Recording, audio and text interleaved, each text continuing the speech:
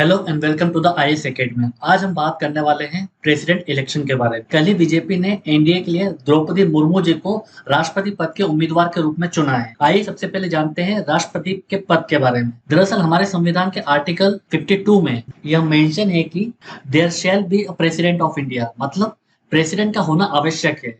हमारा जो constitutional setup है उसमें प्रेसिडेंट का पोस्ट वेकेंट नहीं रह सकता है। अगर प्रेसिडेंट रिटायर होने वाला है या उसका टर्म पूरा होता है तो उसके रिटायर होने के पहले पहले हमें हमारा नया राष्ट्रपति या प्रेसिडेंट मिल जाना चाहिए। अभी जो हमारे प्रेसिडेंट हैं 14th प्रेसिडेंट रामनाथ कोविंद जी, उनका जो रिटायरमेंट है वो दरअसल है 24 जुलाई को। दैट मीन्स कि हमें इस 24 जुलाई के पहले ही हमको हमारा नया प्रेसिडेंट मिल जाना चाहिए। तो 18 जुलाई को वोटिंग होनी है और 21 जुलाई को काउंटिंग हो जाएगी। अगर हम प्रेसिडेंट के कॉन्स्टिट्यूशनल पोजीशन के बारे में बात करें तो प्रेसिडेंट जो होते हैं वो हेड ऑफ द स्टेट होते हैं, first citizen of this country. पर हम याद रखने वाली बात यह है कि यह जो प्रेसिडेंट होते हैं यह सिर्फ और सिर्फ नॉमिनल हेड होते हैं। दैट मीन्स ये एग्जीक्यूटिव के हेड तो होते हैं पर इनमें इनके पास रियल पावर नहीं होती है। हमारे यहाँ पे जो रियल एग्जीक्यूटिव पावर जो होती है वो होती है पीएम के पास में, क्योंकि पीएम ही होता है जो कि लोकसभा के प्रति अकाउंटेबल होता है। इसके अलावा अगर हम बात करें प्रेसिडेंट के बारे में तो प्रेसिडेंट के पास भले ही रियल पावर ना हो पर फिर भी वो हमारे देश की यूनिटी और इंटीग्रिटी के सिंबल के रूप में जाने जाते हैं। वही हमारे आर्मी के फर्स्ट कमांडर होते हैं। वैसे तो संविधान में किसी भी प्रकार का डिस्क्रिशनरी पावर प्रेसिडेंट को नहीं है, पर फिर भी लोकसभा इलेक्शन के बाद में प्रेसिडेंट ही नए पीएम को चुनता है और उसे वक्त देता है कि आपको 2 या 3 वीक के अंदर अंदर अपनी मेजोरिटी साबित करनी होगी। मतलब यहाँ पर देखा जाए तो एक तरीके का डिस्क्रिशनरी पावर है। पर अभी जो सोशल मीडिया में डिस्कशन हो रहा है वो हो रहा है द्रौपदी मुर्मू जी को लेकर। द्रौपदी मुर्मू जी अगर देश की राष्ट्रपति बनती हैं तो वो देश की पहली महिला आदिवासी राष्ट्रपति होंगी। आइए अब द्रौपदी मुर्मू जी के बारे में थोड़ा जानने की कोशिश करते हैं। द्रौपदी मुर्मू जी दरअसल उड़ीसा को बिलोंग करती हैं। यह दरअसल संथाली जो ट्राइबल कम्युनिटी होती है उनको रिप्रेजेंट करती है। 2000 से 2004 तक ये उड़ीसा के लेजिस्लेटिव असेंबली का हिस्सा रही और एज ए मिनिस्टर के रूप में उन्होंने काम भी किया। उसके बाद 2015 से लेकर 2021 तक झारखंड के राज्यपाल रहे, गवर्नर।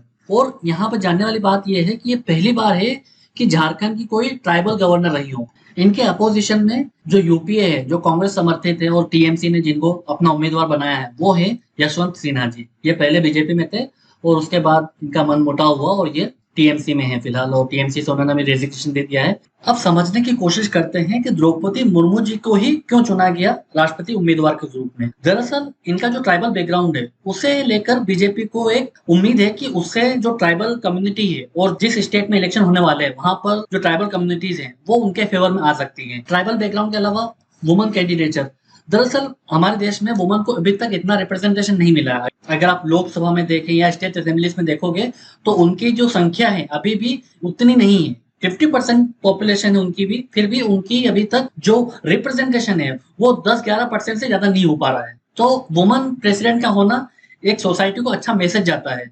इसके बाद इंक्लूसिव एंड रिप्रेजेंटेटिव डेमोक्रेसी, दरअसल ये फैक्टर हमारी डेमोक्रेसी को वाइब्रेंट बनाता है। कैसे? क्योंकि डेमोक्रेसी आपकी तभी सक्सेसफुल हो सकती है जब ये इंक्लूसिव हो। इंक्लूसिव कैसे हो सकती है? कि इसमें सभी कम्युनिटी पार्टिसिपेट करें। दरअसल माना ही जाता है कि इस देश में जब डेवलपमेंट हुआ तो ट्राइबल कम्युनिटी, जो हिली एरियाज में रहती कम्युनिटीज और कुछ मार्जिनलाइज सेक्शन के जो लोग हैं वो पीछे छूट गए। पर जब हम कोई ट्राइबल कम्युनिटी से या वुमन से किसी को बड़े पोस्ट पर अपॉइंट करते हैं या उन्हें सिलेक्ट करते हैं तो इससे उस कम्युनिटी को मैसेज जाता है कि आप भी इस डेवलपमेंट ग्रोथ का या इस प्रोग्रेस का आप भी उतना ही हिस्सा हो। मतलब ट्राइबल कम्युनिटी का रिप्रेजेंटेशन और उनका अपनी सोसाइटी में इंक्लूजन हमारी डेमोक्रेसी के लिए अच्छा है। पर जो सबसे बड़ा फैक्टर है वो है ये 13,000 वोट्स का। दरअसल फिलहाल प्रेसिडेंट इलेक्ट होने के लिए आवश्यकता है 5,39,420 वोट्स की। पर फिलहाल एनडीए के पास में जो भी वोट की वैल्यूज है वो है 5,26,420। यहाँ पे जो शॉर्टफॉल है वो 13,000 का है। इसी 13,000 को साधने के लिए द्रौपदी मुर्मू जी को आगे किया गया है। क्यों? क्योंकि द्रौपदी मुर्मू जी हैं वो हैं उड़ीसा से और वो हैं ट्राइबल लीडर। अब आप इसका इम्पैक्ट देखिए। नवीन पटनायक जी ने द्रौपदी मुर्मू जी का नाम सुनते ही अपना समर्थन इन्हें दे दिया और अभी जो बीजेडी के जो वोटिंग वैल्यू है वो है दरअसल 31,000। इसका मतलब बीजेडी का समर्थन या फिर वाईएसआर का समर्थन मिलने के बाद बीजेपी और या फिर एनडीए द्रौपदी मुर्मू जी को इजीली इलेक्ट करवा लेंगे। अब हम जानते हैं प्रेसिडेंशियल इलेक्शन के बारे में। इसके बारे में बहुत डिटेल में हमारे संविधान में बताया गया है। आर्टिकल 54 जो है वो बताता है कि जो प्रेसिडेंट होगा उसका इलेक्शन होगा। मतलब हमारे यहाँ प्रेसिडेंट अपॉइंटेड नहीं होगा या फिर मोनार्क नहीं होगा, क्योंकि हमारा देश एक रिपब्लिक है। रिपब्लिक का मतलब क्या होता है, जो फर्स्ट सिटीजन होगा वो इलेक्टेड होगा। जैसे आपने ब्रिटेन में देखा होगा, वहां पे मोनार्क है, तो उनका जो हेड ऑफ द स्टेट है वो एक मोनार्क है। मतलब वहां पे जन्म से आप राजा या रानी बनते हो तो आपको एक अधिकार मिलते हैं। पर हमारे देश में जो राष्ट्रपति उसे इलेक्ट होना पड़ता है। आर्टिकल 54 है, उसके अकॉर्डिंग जो प्रेसिडेंट का इलेक्शन होगा उसके लिए एक इलेक्टोरल कॉलेज होगा। इस इलेक्टोरल कॉलेज में कौन कौन मेंबर होंगे, इसमें होंगे सारे इलेक्टेड मेंबर, मतलब इलेक्टेड एमपीस और इलेक्टेड एमएलएस। सीधा सा मतलब है इसमें कोई भी नॉमिनेटेड मेंबर प्रेसिडेंशियल इलेक्शन में पार्टिसिपेट नहीं कर सकेगा। नॉमिनेट मेंबर कौन होते हैं, 12 जो नॉमिनेटेड मेंबर होते हैं राज्यसभा के, वो प्रेसिडेंट नॉमिनेट करते हैं। जो सोशल सर्विस करके आते हैं या फिर आर्ट में उन्होंने अच्छा किया है, जैसे कि सचिन तेंदुलकर और रेखा को चुना गया था, तो ये सब नॉमिनेटेड मेंबर्स हैं, ये प्रेसिडेंट इलेक्शन में पार्टिसिपेट नहीं कर सकते। उसी तरह अगर आप स्टेट में देखोगे तो वहां पर जो लेजिस्लेटिव काउंसिल के मेंबर्स हैं वो इसमें पार्टिसिपेट नहीं कर सकते। हाँ, यहाँ पर दिल्ली और पुडुचेरी असेंबली के एमएलएस पार्टिसिपेट कर सकते हैं क्योंकि वो इलेक्टेड होते हैं। सिंपल सा मतलब यही है कि सिर्फ इलेक्टेड मेंबर्स ही प्रेसिडेंशियल इलेक्शन में पार्टिसिपेट कर सकते हैं। उसके बाद आर्टिकल 55 में अगर हम देखते हैं तो उसमें ये बताया गया है कि जो प्रेसिडेंशियल इलेक्शन होगा उसमें क्या सिस्टम फॉलो किया जाएगा। तो इसके लिए जो सिस्टम बनाया गया वो है system of proportional representation by means of single transferable vote. इसके बारे में आगे चर्चा करेंगे। उसके बाद आर्टिकल 56 आता है। यह आर्टिकल बताता है कि जो हमारे राष्ट्रपति होंगे उनका कार्यकाल कितना होगा। दरअसल ये 5 साल के लिए होते हैं, पर अगर ये चाहें तो ये अपना रेजिग्नेशन दे सकते हैं, पर 6 महीने के अंदर इलेक्शन होंगे, तब तक वाइस प्रेसिडेंट प्रेसिडेंट की भूमिका का निर्वहन करेंगे। उसके बाद आर्टिकल 57 हमें बताता है कि जो प्रेसिडेंट होंगे वो री इलेक्शन के लिए एलिजिबल होंगे। मतलब अगर रामनाथ कोविंद जी चाहें तो जो बीजेपी है उन्हें फिर से री इलेक्शन के लिए भेज सकती है, पर ऑफ कोर्स वैसा करेंगे नहीं, क्योंकि जो प्रेसिडेंट पोस्ट होती है वो बहुत हद तक सिंबॉलिक होती है। इसको पॉलिटिकल मैसेज के रूप में ज्यादा इस्तेमाल किया जाता है। जैसे कि जब रामनाथ कोविंद जी को इलेक्ट किया गया था तब एक दलित कम्युनिटी को साधने की कोशिश की गई थी। उसके बाद आर्टिकल 58 हमें बताता है क्वालिफिकेशन के बारे में। तो प्रेसिडेंट के लिए जो क्वालिफिकेशन है वो 35 ईयर एज होना चाहिए, इस कंट्री का सिटीजन होना चाहिए, कोई ऑफिस ऑफ प्रॉफिट नहीं होना चाहिए, जैसे आप किसी कंपनी में कोई डायरेक्टर की पोस्ट में ना हो, और आप लोकसभा के मेंबर चुने जाने के लिए एलिजिबल हो। अगर आप एमपी बनने के लिए क्वालिफाइड हो तो आप राष्ट्रपति पद के लिए भी क्वालिफाई हो। हमने इलेक्टोरल कॉलेज के बारे में बात करी, इसमें कौन कौन मेंबर होता है। इसमें होते हैं जो इलेक्टेड मेंबर्स होते हैं राज्यसभा और लोकसभा के। तो अभी कितने मेंबर इसमें पार्टिसिपेट करेंगे, अभी इसमें 776 मेंबर पार्टिसिपेट करेंगे। और इसके अलावा जो इलेक्टेड मेंबर्स होंगे लेजिस्लेटिव असेंबलीज के, दिल्ली और पुडुचेरी मिला के प्रेसिडेंट इलेक्शन में पार्टिसिपेट करेंगे।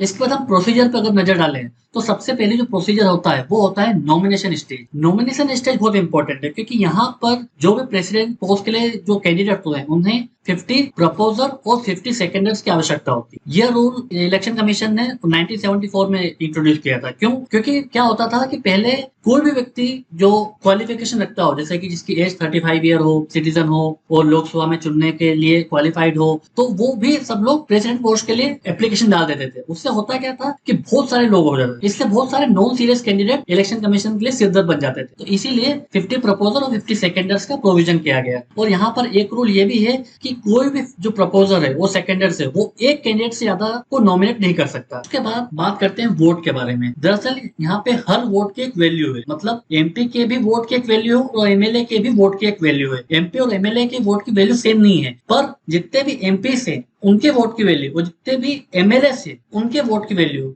आपको लगभग सेम दिखेगी। मतलब देश के प्रेसिडेंट को चुनने में संसद और देश की जितने विधानसभाएं हैं उनका समान योगदान होता है। अभी जो एक एमपी के वोट की वैल्यू है वो 700 है। दरअसल ये थी 708। 700 क्यों हो गई है? क्योंकि अभी जम्मू कश्मीर में कोई विधानसभा नहीं है, तो वहां पे कोई एमएलए भी नहीं है, तो इसलिए ये जो वैल्यू है वो 708 से घटकर 700 हो गई है। दरअसल एक एमपी के वोट की वैल्यू को निकालने के लिए जितने भी एमएलए से उनके वोट की वैल्यू से हमें जो नंबर ऑफ एमपीज हैं उन्हें डिवाइड करना होगा उससे हमें एक एमपी के वोट की वैल्यू का पता चल जाएगा। और जो एमएलए की वोट की वैल्यू होती है वो पॉपुलेशन पे डिपेंड करती है उस स्टेट के। और यह जो पॉपुलेशन है वो 1971 सेंसस के अकॉर्डिंग माना जाएगा और इस पर फिलहाल रोक लगी हुई 2026 तक। तो अब एक एमएलए की वोट की वैल्यू क्या होगी? एक एमएलए की वोट की वैल्यू को निकालने के लिए हमें उस स्टेट की पॉपुलेशन को वहां पर जितने भी एमएलए है उससे डिवाइड करना होगा और उसके बाद जो रिजल्ट आता है उसको फर्दर 1000 से डिवाइड करके जो आएगा वो उस एक एमएलए के वोट की वैल्यू होगी। तो अभी जो सबसे ज्यादा वैल्यू है एक एमएलए की वो है उत्तर प्रदेश में। उत्तर प्रदेश के एक एमएलए की वैल्यू 208 है और यही सिक्किम में 7। मतलब हर स्टेट में एमएलए की वैल्यू लगभग बहुत डिफर करती है उसके पॉपुलेशन के अकॉर्डिंग।